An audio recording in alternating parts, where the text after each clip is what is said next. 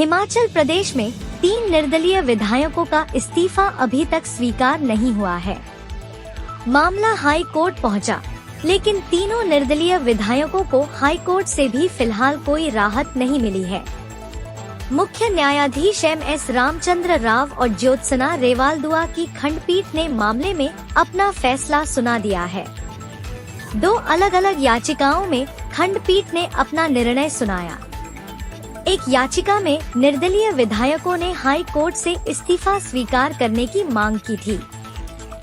इस याचिका को डिवीजन बेंच ने हाई कोर्ट के अधिकार क्षेत्र से बाहर बताते हुए एकमत से खारिज कर दिया।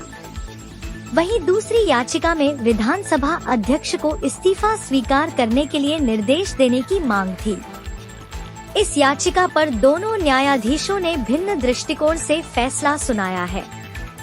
ऐसी स्थिति में अब मामला तीसरे न्यायाधीश के पास लगेगा, जिनके निर्णय के बाद ही इस मामले में उच्च न्यायालय अपना अंतिम निर्णय सुनाएगा।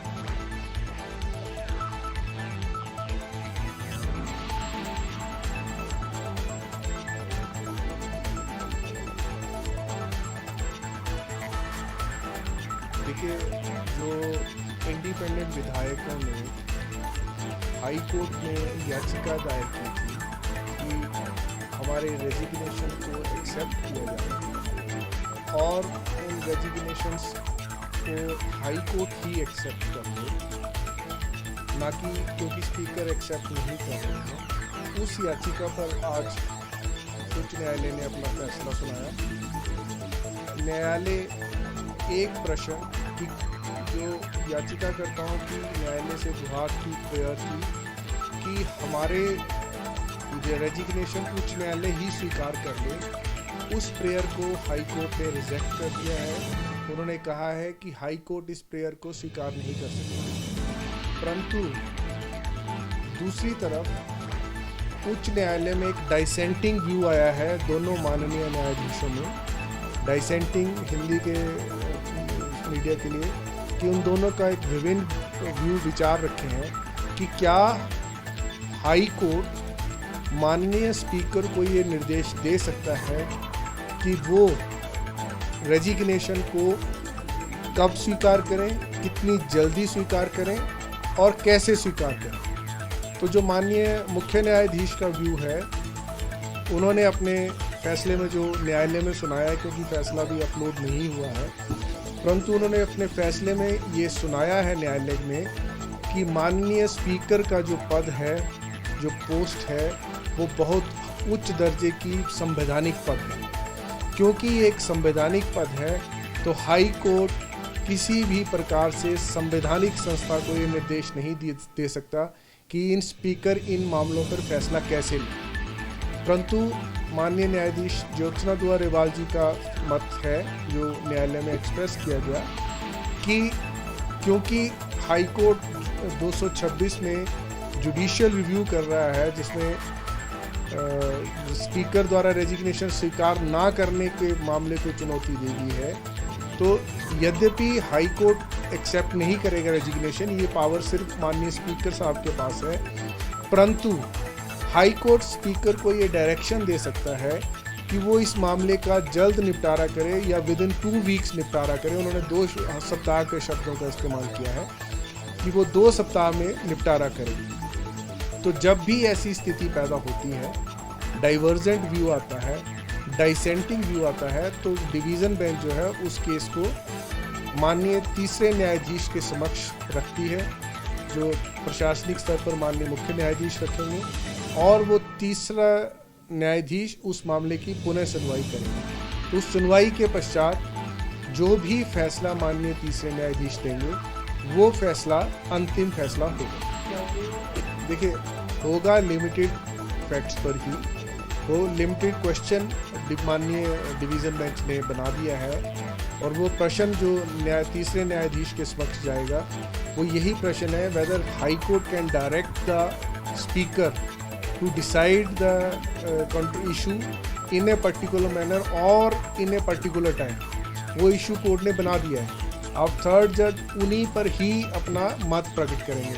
परंतु न्यायालय में ये प्रेसिडेंट्स हैं, ये ऐसे प्रक्रिया रहती है, क्योंकि थर्ड जज ने उस केस को कभी नहीं सुना है। तो जब उन्होंने कभी उस केस को नहीं सुना तो उन्हें पूरे केस को नए सिरे से सुनना पड़ेगा और सुनकर ही फैसला किया जा सकेगा।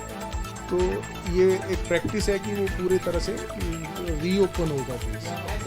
भी मैंने जजमेंट पूरी तरह नहीं पढ़ी है, लेकिन जो मोटी मोटी जजमेंट मुझे याद हुआ है, जो न्यायालय में बताया गया है, माननीय मुख्य न्यायाधीश ने अपने फैसले में दो बातों पे बहुत प्रकाश डाला है। एक कि स्पीकर का जो पद है वो बहुत ऊंचा संवैधानिक पद है, हाईएस्ट एस्टीम में रखा जाता है उस पद को। इस कारण इस गरिमा में पद को हाई कोर्ट डायरेक्शन नहीं दे सकता। उन्होंने ये बहुत स्पष्ट किया है। परंतु जो जस्टिस ज्योत्ना दुआ रेवाल जी की जजमेंट है वो उसमें उन्होंने ज़्यादा एक्सप्लेन नहीं किया, तो वो अभी हमें पता नहीं चल पाया। तो जैसे ही जजमेंट अपलोड होगी वो जनता की निरीक्षण के लिए, उनकी पढ़ाई के लिए वो वेबसाइट हिमाचल हाई कोर्ट पर अवेलेबल है। इसमें अभी ये जो मामला है प्रशासनिक स्तर पर, एडमिनिस्ट्रेटिव साइड पर माननीय मुख्य न्यायाधीश जी के पास जाएगा। माननीय मुख्य न्यायाधीश फिर इसे थर्ड जज को रेफर करेंगे और वो डेट जो है वो डेट कॉज लिस्ट में वो मामला लगेगा, तब वो डेट आ जाएगी। क्या इस फैसले को उनकी सुनवाई के लिए पेपर निकलेगा? देखिए, ये बहुत संवैधानिक रूप से 3 इंडिपेंडेंट एमएलएज ने इस मामले को पेचीदा बना दिया है। अगर वो हाई कोर्ट को अप्रोच नहीं करते तो मेरा ये मानना है कि स्पीकर महोदय इस मामले पे तुरंत कार्रवाई कर रहे थे, क्योंकि उन्होंने जिस दिन हाई कोर्ट में वो डेट लगी उसी दिन की डेट उन्होंने पहले ही फिक्स की थी कि आप अपना जवाब दें।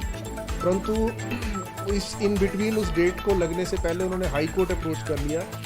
अब हाई कोर्ट में जब मामले की पूरी सुनवाई होगी तो स्पीकर साहब ने इन बिटवीन ये एक फैसला ले लिया था कि अब हाई कोर्ट के फैसले को आने देते हैं, उसी अनुसार अगली कार्रवाई की जानी उचित है। क्योंकि जब 2 संवैधानिक संस्थाओं में मामला चल रहा हो तो ये उचित होता है कि एक संवैधानिक संस्था उस पर पूर्ण रूप से अपना विचार प्रकट कर ले, ताकि जो दूसरी संवैधानिक संस्था है वो हारमोनियसली उस मामले को डिसाइड करे। अब फिर ये मामला लंबित है हाई कोर्ट में। अगर स्पीकर साहब जो उन्होंने पहले अपना व्यू रखा है कि हाई कोर्ट में मामला लंबित होने की वजह से मुझे नहीं सुनना चाहिए, आगे की कार्रवाई को बढ़ाना नहीं चाहिए, अब लगता है क्योंकि ये मामला एक कॉन्स्टिट्यूशनल इशू बन गया है, प्रश्न बन गया है कि क्या संवैधानिक संस्था को हाई कोर्ट इस प्रकार से निर्देश दे सकता है।